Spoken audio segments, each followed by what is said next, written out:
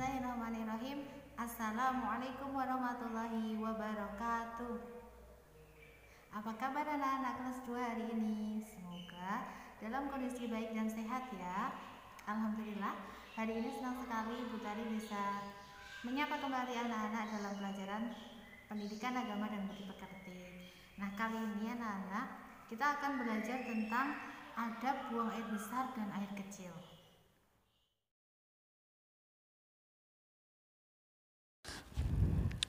Adab adalah aturan. Adab buang air kecil atau air besar itu artinya aturan buang air besar dan air kecil. Nah, buang air kecil itu apa? Buang air kecil itu sama dengan pipis atau kencing. Sedangkan buang air besar itu artinya berak. Begitu ya anak-anak. Anak-anak, karena air kecil dan air besar itu najis, maka setelah anak-anak buang air kecil dan air besar harus segera dibersihkan, harus disucikan. Dengan cara apa? Dengan cebok atau istinja. Kenapa sih kita harus cebok dan istinja? Ada yang tahu? Nah, tujuannya agar hidup kita bersih, sehat, kemudian hilangnya kotoran dan najis. Sehingga kita akan merasa nyaman. Kalau sehat tidak kotor, kita merasa nyaman dan sah saat beribadah. Kenapa? Kalau saat beribadah kita dalam kondisi najis, maka ibadah kita tidak sah, anak-anak.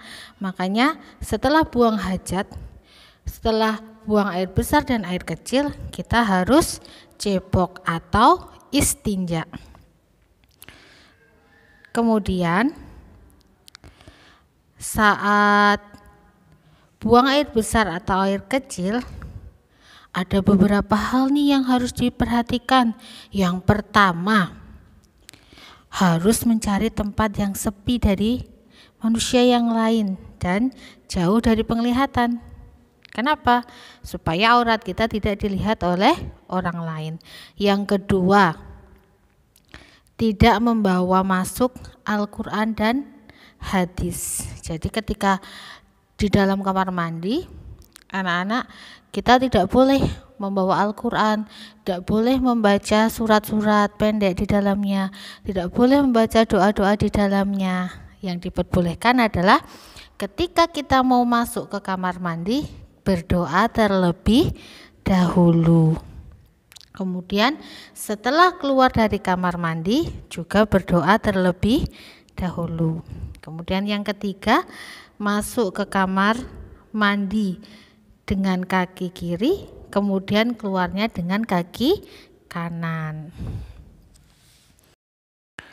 Yang keempat, berdoa sebelum masuk dan sesudah keluar dari kamar mandi supaya kita dilindungi oleh Allah oleh gangguan setan laki-laki dan setan perempuan. Yang terakhir, yang kelima, kita tidak boleh berlama-lama di dalam kamar mandi. Nah, anak-anak, itu tadi materi kita tentang adab buang air besar dan air kecil. Semoga diberikan kemudahan untuk memahami dan mengamalkannya ya.